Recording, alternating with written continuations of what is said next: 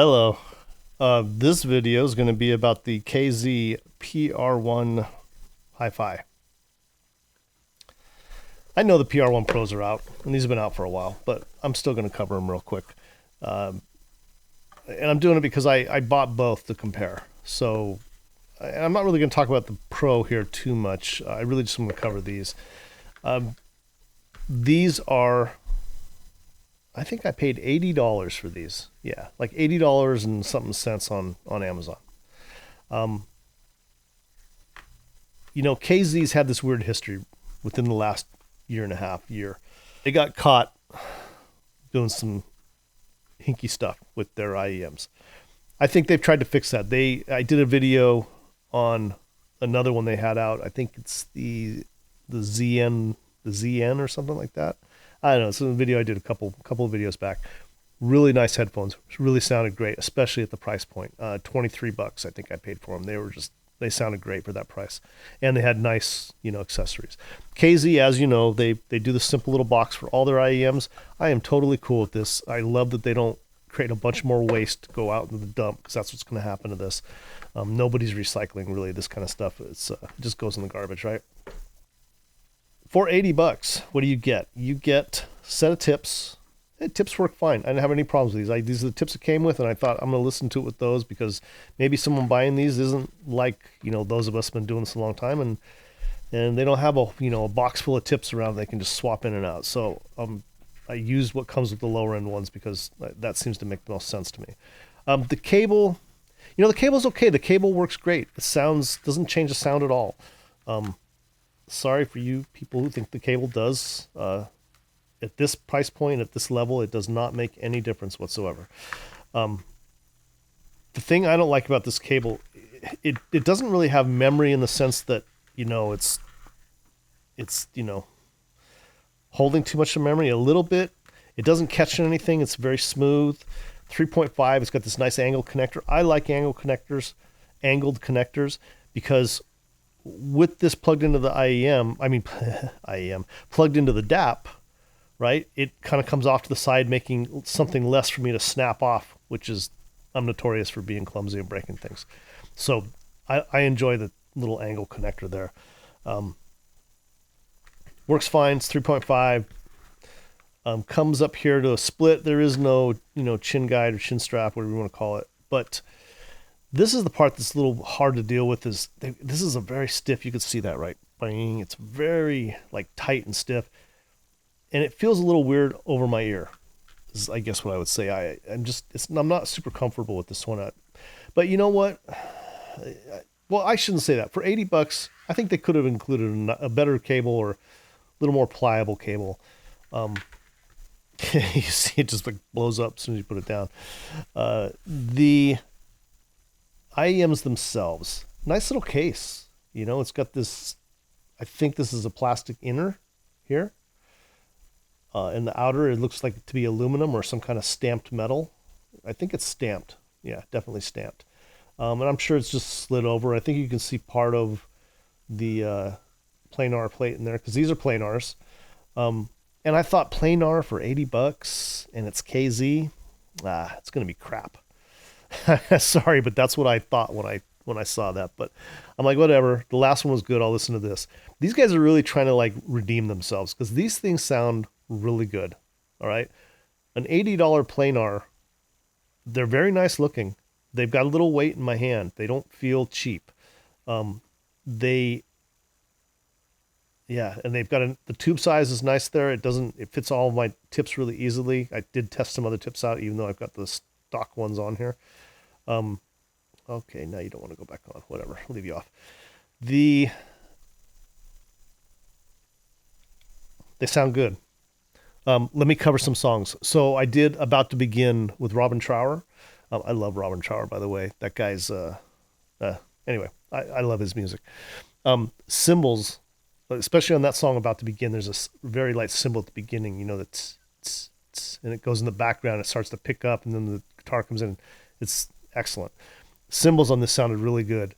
On a hard cymbal strike, the crash did sound a little bit like it was hissing, rather than a cymbal crash would typically sound.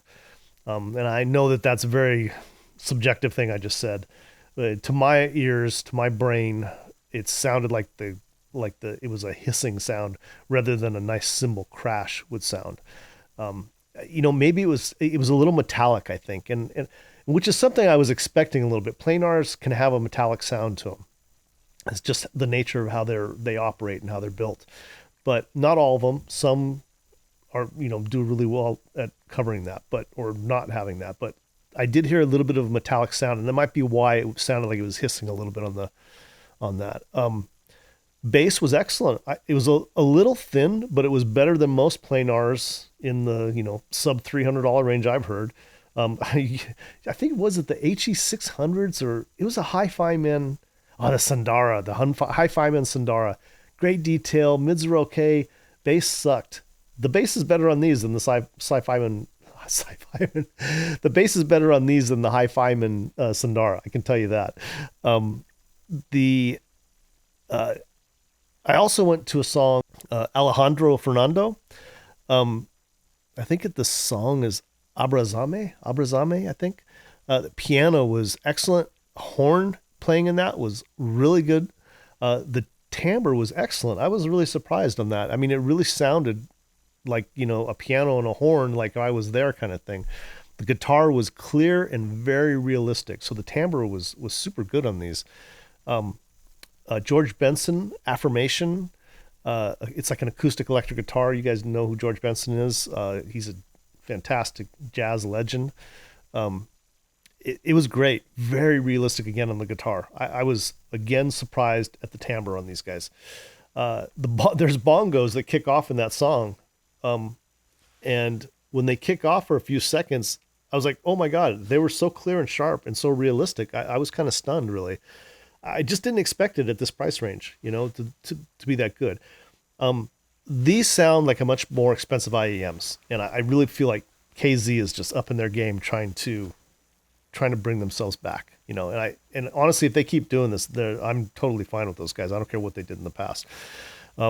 Getting off track. Let's go back. Amanda Martinez, African Skies, her voice. Amanda Martinez has got a beautiful voice, and her stuff's always well recorded. I'm not sure why that is, but it is. Her voice was really good.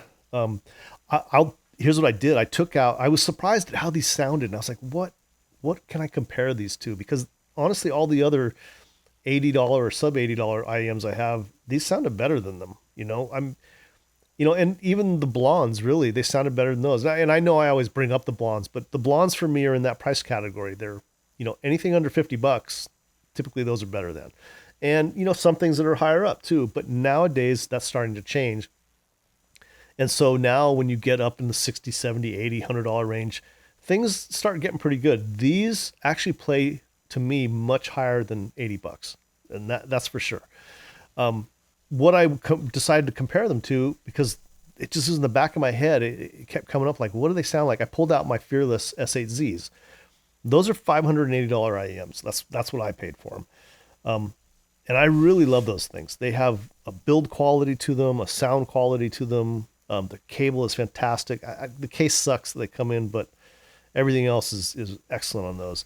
Are they worth 500? Yeah, I don't know. I think so, but it's hard to say. See, now the bar is getting raised on everything, and these were close enough that if someone said, handed me the Fearless and I listened to them, and they handed me these and I listened to them, and they said, will you pay $500 for those Fearless?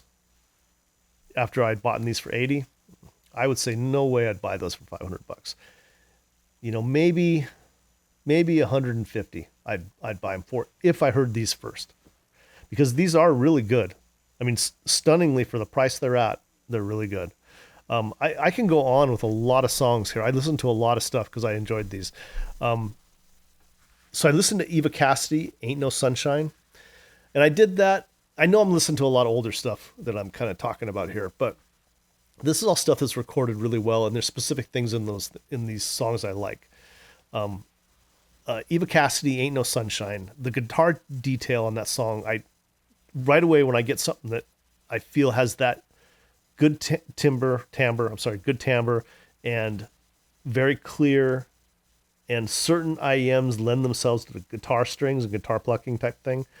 And when I hear that, I always pull that song out because it's the guitar and it's excellent. And these were almost as good as any IEM I've heard. Right? These kept up with everything else just fine. I would say the planar plays really well with stringed instruments, and maybe because of the metallic sound that planars tend to produce, maybe that's why, metallic guitar strings. But I don't know. I'm kind of guessing now, but they do play well with it. I have other planars. These sound better. The only thing is, now if we're talking about timbre and realism, these are definitely steps down from the Moondrop variations, which I don't know if my video's out on that yet. I'll have to look, but those have incredible timbre to my ear, and those things I'm in love with. But so I pulled those out right away, and the timbre on those is definitely better. The timbre is better on the Kinera Nanas, not by a huge amount, but definitely better. But for but those are $1,000. The Nanas are $1,000. The Moondrop variations, those are five something, almost $600. These are only $80. So you can't go wrong with these. That's my feeling.